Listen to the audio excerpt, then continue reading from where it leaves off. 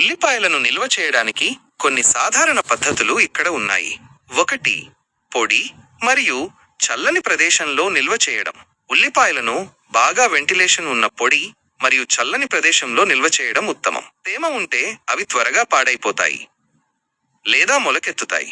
Balcony, garage లేదా cellar వంటి ప్రదేశాలు అనుకూలంగా ఉంటాయి.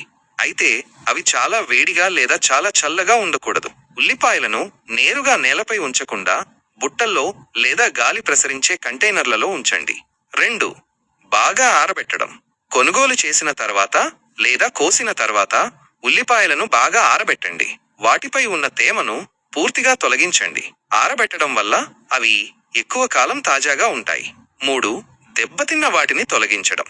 నిల్వ చేసే ముందు దెబ్బతిన్న లేదా మృదువైన ఉల్లిపాయలను తీసివేయండి. అవి మిగిలిన వాటిని కూడా పాడు చేస్తాయి. 4. గాలి ప్రసరణ. ఉల్లిపాయల చుట్టూ గాలి బాగా ప్రసరించేలా చూడండి.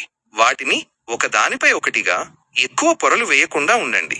నెట్ బ్యాగులు లేదా రంధ్రాలు ఉన్న బుట్టలు నిల్వ చేయడానికి మంచివి. 5. ఇతర కూరగాయల నుండి వేరుగా ఉంచడం. ఉల్లిపాయలను బంగాళాదుంపలు మరియు ఇతర కూరగాయల నుండి వేరుగా నిల్వ చేయండి.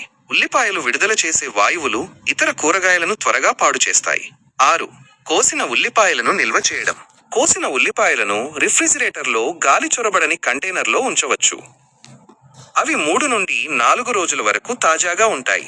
వాటిని ప్లాస్టిక్ సంచుల్లో ఉంచడం కంటే కంటైనర్లలో ఉంచడం మంచిది. 7. ఉల్లిపాయలను వేలాడదీయడం సాంప్రదాయ పద్ధతి.